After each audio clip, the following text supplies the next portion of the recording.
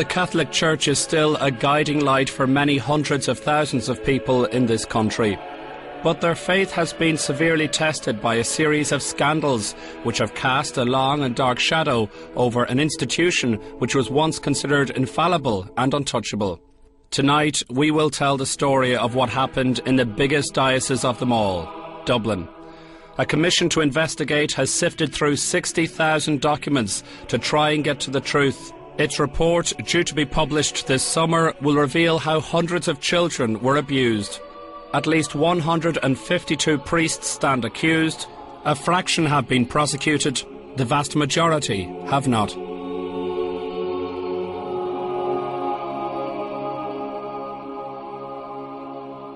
I was so sickened by it all. But he was telling me all the time that that was me, not him. Who would believe that, you know, he sits on my couch watching television and I have my hand inside his trousers? Who's he going to say that to? And who's going to believe that of this priest with a full-time job at Archbishop's House? I've told my own priest that one weekend I decided to try and get through as many of these, read these documents. I came to a stage on a Sunday afternoon and simply threw them on the ground because I couldn't keep reading.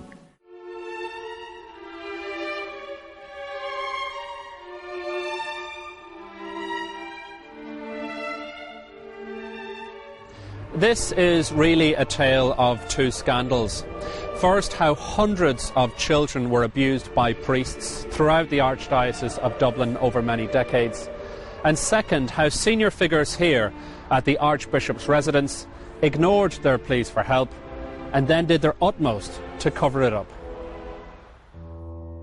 In the 1960s, as a 12-year-old, Mary Collins spent 3 weeks on a ward at Our Lady's Hospital for Sick Children in Dublin. Her experiences during those 3 weeks would later haunt her for more than 30 years. I was a very happy child. You know, I was popular in school and I was quite artistic and I used to love everything, sports, and I was quite outgoing, and I knew nothing as far as, you know, sex or anything like that hadn't come into my ken at all. And 12-year-olds in those days were a lot different than 12-year-olds now, you know, without the television and all the rest of it. Mary was being treated for osteomyelitis after a bone in her arm became infected. The hospital in those days, you were only allowed a visit once a day for an hour. So I saw my mother in the middle of the day just for an hour. It was my first time away from home, so I was very nervous, very, very anxious. It was completely new to me. The one person who I found took an interest in me and made me feel safe in a way was the hospital chaplain. And he used to visit the ward a couple of times a day and talk to all the children, but he used to spend a little bit of extra time with me. And he was very popular with all the children, but he befriended me, and I was sort of felt very secure. And I remember my mother at the time felt it was lovely that the priest was sort of looking after me, because it was my first time away from home and I was very scared and a lot of pain. Mary had every reason to be scared. Father Paul McGuinness was about to take full advantage of her vulnerability. Father McGuinness had this thing. He found out that at school I was studying a poem or a piece of Shakespeare or something, and he got me to recite it one evening about at this 6 o'clock thing. And he asked me could I remember it, and he'd come back later and he'd check that I'd got it right, you know. And I was determined to get it right, you know. You want to impress as a kid. So he came back after the lights out, which would have been... And I'd try and stay awake because I wanted to please him. He was never, you know, a frightening figure. He was a friendly figure.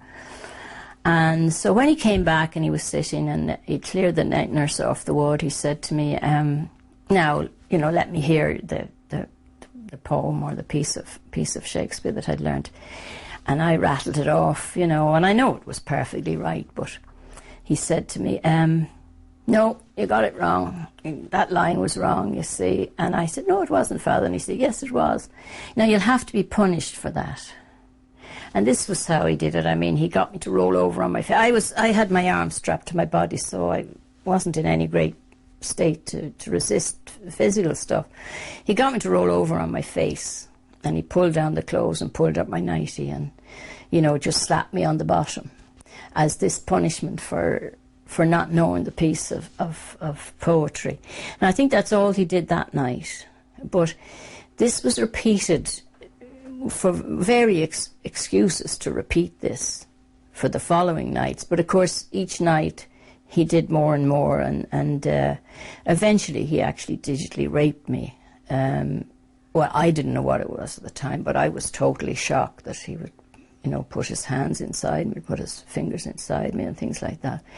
And when he started doing that, I would try and pull away and this sort of thing. And as I said, I hadn't got a lot that I could fend him off, but he then told me not to be ridiculous. He wasn't doing anything wrong. And we got into this thing over the ensuing days, where he would tell me he wasn't doing anything wrong, and if I thought he was doing something wrong, there was something wrong with me. And he was a priest, he couldn't do something wrong. And of course, as a child at that time, everything was black and white, and this rang true to me, you know, a priest couldn't do something wrong. So there had to be something very wrong with me. And then down the line, he brought his camera in one night. He brought in photographs to show me. He had slides and he projected them up on the wall, which was very exciting because they were all coloured pictures. I never saw coloured photography before that. And then he wanted to take photographs, so he took a picture of me standing by the bed in my little dressing gown and things. And I thought it was very grown up, you know.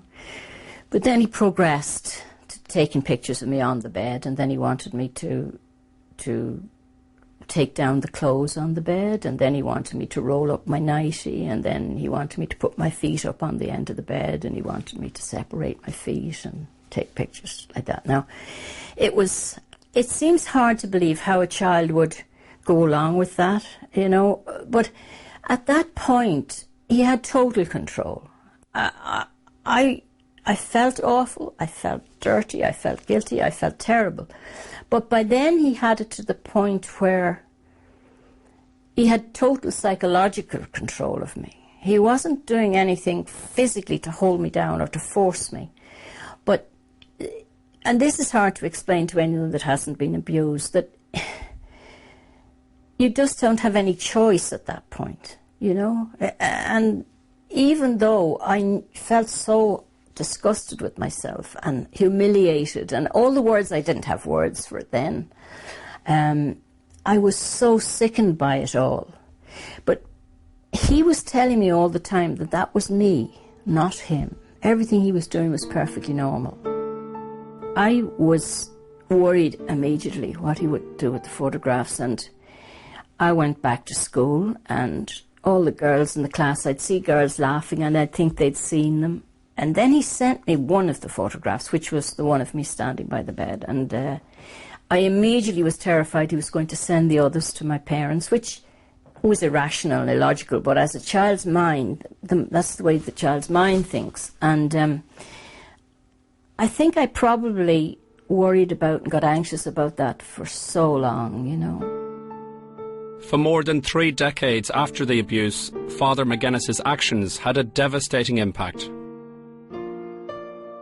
For many years afterwards, I looked at myself as being somebody very bad inside, who wasn't normal in the way she thought.